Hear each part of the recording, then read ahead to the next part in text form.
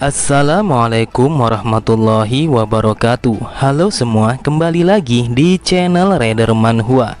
Kali ini Mimin akan melanjutkan sebuah komik yang berjudul Kembalinya Putra Bungsu yang Sangat Jenius. Apabila kalian masih bingung dengan alur ceritanya, kalian bisa cek deskripsi atau langsung saja menuju playlist yang ada di halaman channel ini untuk memulainya dari part 1. Tanpa basa-basi lebih jauh, mari kita masuk di part 13. Cerita dimulai. Diceritakan sang Raja Pedang Yin dan Yang yang merupakan mantan ketua dari 7 pedang wudang. Dia telah kalah dengan telak saat bertarung melawan Hancol untuk menentukan siapa yang terkuat di antara mereka berdua. Setelah kekalahan telak itu, ia telah diusir dari pegunungan wudang, dan di saat itu juga dia menghancurkan balai leluhur saat mengamuk ketika dia mabuk berat. Di dalam hatinya Pak Tua itu berkata, setelah insiden itu, aku sudah berjanji pada diriku sendiri untuk tidak akan pernah berbuat hal yang seperti itu. Tetapi bocah ini telah membuatku benar-benar menjadi kesal. Jika saja ini adalah sekte wudang, aku akan mengumpulkan semua murid dari generasi pertama, termasuk sang ketua saat ini, dan membuat mereka untuk membunuh bocah sialan ini. Bocah bajingan ini yang bahkan kencingnya saja masih belum lurus, berani sekali dia mengkritik seni bela diriku yang terlihat sangat sempurna. Kemudian Deso berkata, yang aku maksud adalah Anda sebaiknya berhenti menggunakan seni bela diri yang payah itu dan memangkas pohonnya dengan hal yang biasa saja. Nanti Anda yang akan merasa susah sendiri jika terjadi sesuatu yang tidak diinginkan. Contohnya saja seperti Ki yang meluap. Dengan sorot matanya, Pak Tua itu bergumam, aku tidak bisa mengamuk di dalam sini setelah dengan jelas aku pernah diusir dari sini. Kalau melihat dari kesombongannya, apakah dia adalah si putra bungsu yang baru saja beranjak dewasa? Sambil melambaikan tangannya, Deso berkata, kalau begitu aku akan pergi dulu karena aku cukup lelah, sebab aku sama sekali belum ada tidur selama 3 hari 3 malam. Akan tetapi, Deso langsung menghentikan langkah kakinya setelah Pak Tua itu yang memintanya untuk berhenti dan jangan pergi. Lalu Pak Tua itu berkata, kau melihat apa sampai-sampai kau mengatakan kalau seni bela diriku sangatlah payah? Deso pun berkata, mengapa Anda bertanya seperti itu? Bukankah hanya melihatnya sekilas saja Anda akan tahu kalau seni bela diri Anda sangatlah payah? Terlihat Pak Tua itu semakin kesal, dahinya menjadi berkedut-kedut. Ia berkata, apa yang salah dengan seni bela diriku ketika aku memangkas pohon ini? Apakah matamu telah buta? Aku memangkas pohon ini dengan cara yang benar, bahkan sangat sempurna di antara mereka semua. Deso pun menanggapinya dengan santai. Ia berkata, sekilas kalau pohon itu telah dipangkas dengan rapi, tetapi sebenarnya tidak serapi itu. Bahkan ini sama sekali tidak efisien karena Anda menggunakan seni bela diri yang payah hanya untuk merapikan tanaman saja. Terlihat Pak Tua itu semakin kesal. Ia mencoba untuk menyabarkan rasa amarahnya kepada Deso. Ia bergumam, tidak mungkin bocah ingusan itu telah tahu seberapa banyak ilmu yang diperlukan untuk memahami teknik pemangkasan yang mendalam ini. Ada 2 jenis mata pedang di dunia ini. Yang pertama adalah pedang kehidupan yang memberikan kehidupan, dan yang kedua adalah pedang kematian yang merenggut kehidupan itu sendiri. Sebagai seorang pertapa sekte wudang, aku telah menuntut ilmu berpedang kehidupan di sepanjang hidupku. Jadi mana mungkin bocah bajingan ini bakal mengerti dasar-dasar yang digunakan oleh sekte wudang. Meskipun dia adalah bagian dari klan bangsawan sekalipun, setidaknya hanya tetualah yang bisa memahami akan hal itu. Kemudian Deso mengambil sebuah ranting yang ada di pohon itu. Lalu Deso berkata, memangkas itu adalah menyingkirkan sesuatu yang berlebihan, tetapi yang Anda lakukan itu sangatlah kurang.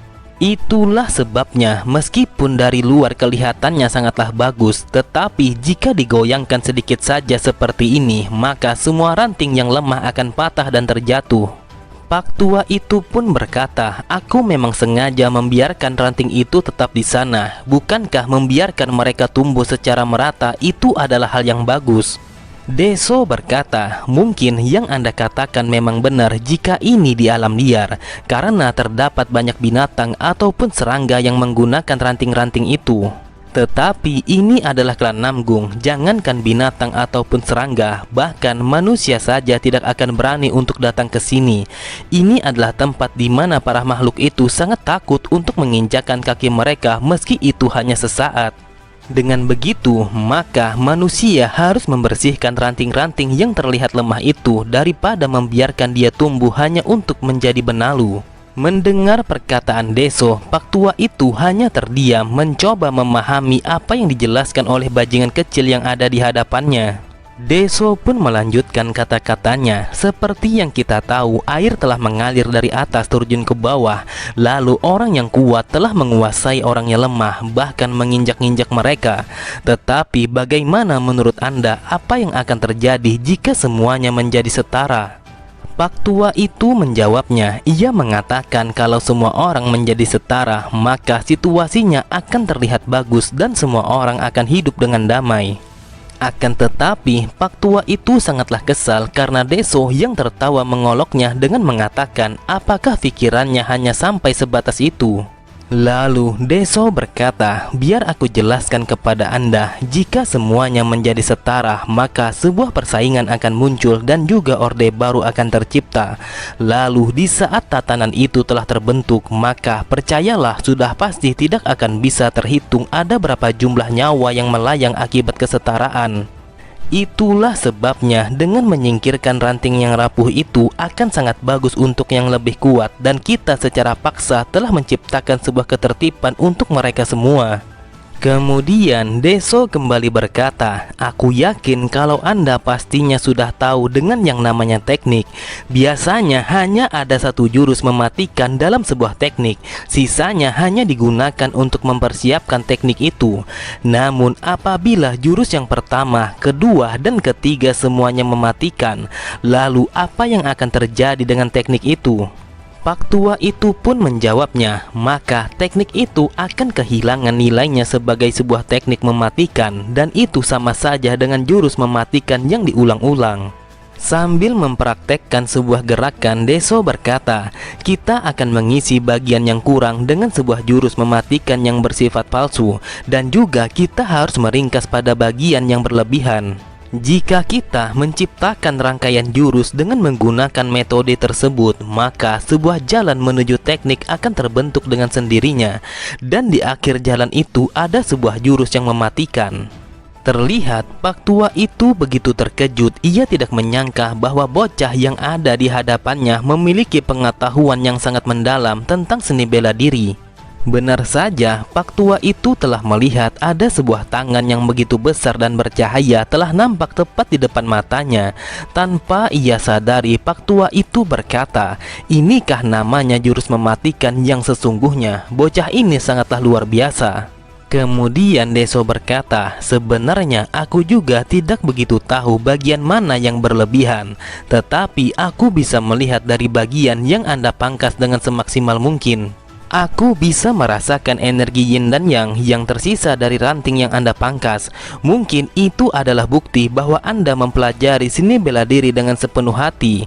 Namun jika Anda terus saja seperti ini, percayalah cepat atau lambat Anda akan menjadi usang. Seketika itu juga Pak Tua itu sangatlah terkejut, matanya terbelalak ketika mendengar apa yang diucapkan oleh Deso. Lalu ia teringat apa yang pernah dikatakan Hancol kepadanya. Hancol berkata, tampaknya sebentar lagi kau akan mencapai batasanmu. Itu adalah kata-kata yang aku dengar pada 10 tahun yang lalu setelah aku dikalahkan oleh dewa bela diri terkuat di dunia ini. Aku telah menghabiskan waktuku selama 10 tahun di dalam klan ini untuk mencari tahu makna yang sebenarnya dari perkataan Hancol. Siapa yang menyangka aku mendengarkan perkataan yang sama yang keluar dari mulut seorang bocah? Apakah mungkin aku bisa mendengar jawabannya dari bocah brengsek ini? Ketika Pak Tua itu ingin bertanya kepada Deso apa yang harus ia lakukan, tiba-tiba saja dari arah kejauhan terdengar suara yang memanggil Deso dengan begitu keras. Sontak Pak Tua itu sangatlah marah. Dengan tatapan mata yang tajam ia berkata, "Dasar bajingan, siapa yang berani menyela perkataanku? Aku tidak akan memaafkannya." Namun Pak Tua itu begitu terkejut. Ternyata orang yang memanggil Deso adalah Lehan, sang tabib yang agung. Sambil berteriak, Lehan berkata, "Dasar bocah berandal, apakah kau tahu betapa repotnya aku mencarimu kemana-mana? Ternyata kau berdiam di tempat ini." Lalu Lehan pun menarik Deso dan membawanya untuk memeriksa denyut nadinya. Dan Lehan mengatakan akan memberikan akupuntur agar Deso bisa tidur dengan nyenyak. Deso hanya tertawa. Ia berkata, "Itulah yang aku inginkan. Aku tidak tidur selama 3 hari 3 malam. Jadi yang aku inginkan adalah tidur dengan pulas." Terlihat Pak Tua itu hanya terdiam sambil memperhatikan Deso yang berjalan bersama sang tabib. Entah apa yang ia pikirkan saat itu. Kemudian ia begitu terkejut ketika ia mendengar Pak Tua biksu yang datang menegurnya dari arah belakangnya. Lalu Pak Tua itu berkata, "Bukankah orang itu adalah sang tabib? Tidak kusangka aku bisa melihatnya di tempat yang seperti ini."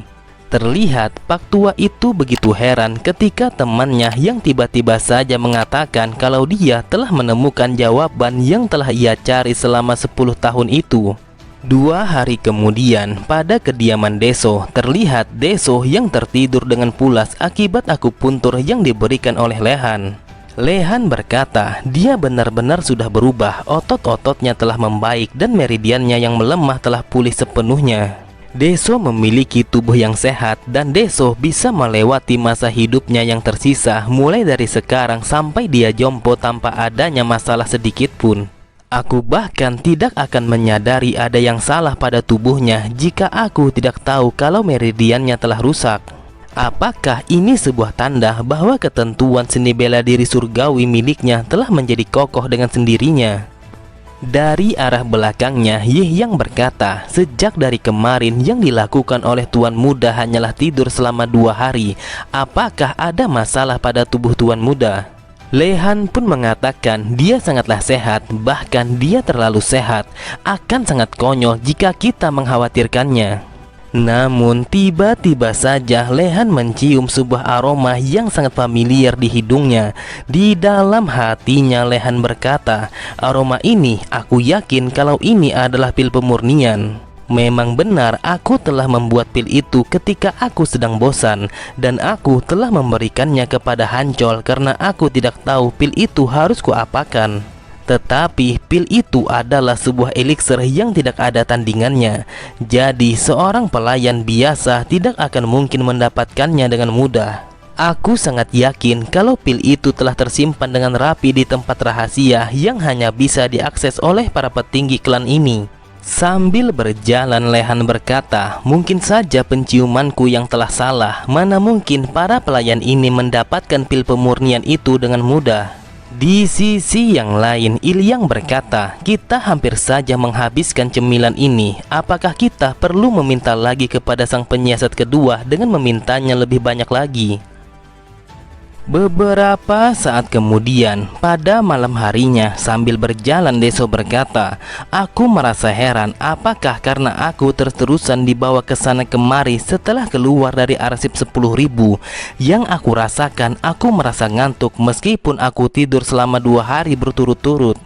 Namun dari sisi yang lain, terlihat seseorang yang tidak dikenal telah mengintai Deso dari rimbunnya pepohonan yang ada di sana. Deso yang menyadari akan kehadiran orang yang telah mengintainya, Deso pun berkata, "Siapa kau sebenarnya? Mengapa kau bersembunyi di tempat yang seperti itu?" Ternyata orang yang bersembunyi itu adalah Pak Tua Biksu. Dia berkata, "Aku tidak menyangka kau bisa merasakan kehadiranku, padahal aku sudah menyembunyikannya." Deso pun berkata, "Memangnya kita sedekat apa sampai-sampai Anda datang menemuiku di tengah malam seperti ini? Jadi, wahai Pak Tua, apa yang Anda pikirkan?" Pak Tua itu berkata, "Aku telah menunggumu selama 2 hari berturut-turut dan aku sudah bertanya pada para pelayan dan mereka mengatakan kalau kau akan ada di tempat ini. Mendengar itu, Deso pun sangat terkejut karena Pak Tua itu dengan sengaja menunggunya selama 2 hari berturut-turut hanya untuk bertemu dengannya. Namun tiba-tiba saja Deso menyadari sesuatu yang berbeda dari Pak Tua itu. Deso berkata, "Apakah Anda telah mempelajari seni bela diri?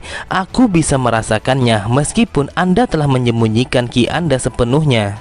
Aku bisa melihat sebuah gunung yang curam pada diri Anda. Entah aku melihatnya ataupun merasakannya, tetapi gunung itu terlihat sangatlah mencolok." Akan tetapi, seketika itu juga Deso teringat seorang bandit yang telah membunuhnya. Lalu Deso bertanya, "Apakah Anda adalah mantan seorang bandit?" Pak Tua itu menanggapinya dengan mengatakan, "Jangan pernah menyamakan diriku dengan para bandit yang tolol itu." Lalu dengan santainya Deso berkata, "Tidak menjadi masalah Anda berasal dari mana, asalkan Anda bukanlah seorang bandit. Karena angin malam ini terasa dingin, maka duduklah di sampingku dan aku yakin kalau kaki Anda saat ini terasa sakit." Melihat Deso yang bersikap santai, Pak Tua itu berkata, "Aku ini bisa saja adalah seorang pembunuh yang telah mengincar nyawamu. Lantas kenapa kau begitu ramah?" Deso pun berkata, "Kalau Anda adalah orang yang berbahaya, mana mungkin para pelayanku mau mengatakan di mana aku berada?" Menanggapi jawaban Deso, Pak Tua itu berkata, "Sungguh bocah yang aneh, mengapa di dunia ini ada orang yang seperti dirinya?" Terlihat mereka berdua menikmati heningnya malam itu dan juga hembusan angin telah menerpa tubuh mereka. Karena hawa malam itu terasa sangat dingin, Pak Tua itu langsung berbaring tepat di samping Deso dengan begitu santainya. Akan tetapi ia pun langsung bangkit kembali ketika Deso yang berkata, "Bukankah aku tidak pernah menyuruh Anda untuk rebahan di sampingku?" Kemudian Pak Tua itu berkata, "Aku adalah seorang ahli bela diri. Dulunya aku ini lebih hebat daripada apa yang bisa kau bayangkan." Mendengar pernyataan Pak Tua itu kalau dia adalah orang yang hebat, Deso pun bertanya apakah dia lebih hebat daripada ayahnya. Namun Deso langsung tertawa terbahak-bahak ketika Pak Tua itu menjawabnya, "Apakah kau gila? Mana mungkin kalau aku lebih hebat daripada sang dewa bela diri. Tetapi dulunya aku pernah menantang ayahmu untuk berduel dengannya. Tetapi aku kalah dan akhirnya aku telah kehilangan salah satu dari tanganku." Di sampingnya terlihat Deso yang berlinang air mata karena ia begitu terharu dengan kisah memilukan Pak Tua itu. Sambil mengusap air matanya, Deso berkata, "Aku sangat memahami perasaan Anda sekarang. Pastinya Anda begitu tertekan setelah kalah dari ayahku." Para bajingan klan Namgung ini, mereka adalah orang-orang yang bermasalah, yang mereka tahu hanyalah melubangi perut orang biasa dan juga memotong lengan mereka. Pak Tua itu merasa heran mengapa bocah yang ada di hadapannya bersikap seperti itu. Entah kenapa dia menghina klannya sendiri. Kemudian dengan isakan tangisnya Deso berkata, "Apakah mungkin Anda bersembunyi di dalam klan ini untuk menunggu waktu agar bisa melakukan balas dendam ataupun semacamnya? Anda harus tahu, ayahku adalah seseorang yang hanya tahu seni bela diri dan dia sangat amat kuat bukan main. Aku yakin kalau seperti ini Anda tidak akan bisa melawannya. Tetapi hanya ada satu cara jika Anda benar-benar ingin membalaskan dendam Anda kepada ayahku." Dengan ekspresi wajahnya yang dipenuhi oleh semangat yang membara, Deso kembali berkata, "Saat ayahku berumur 130 tahun, maka Anda akan bisa bertarung melawannya, karena tidak ada yang bisa mengalahkan dengan yang namanya umur."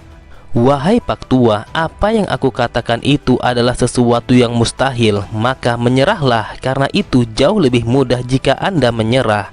Di dalam hatinya Deso berkata, "Aku kembali ke masa lalu. Biasanya jika seseorang regresi, dia berpikir dia akan mencapai apapun yang ia inginkan.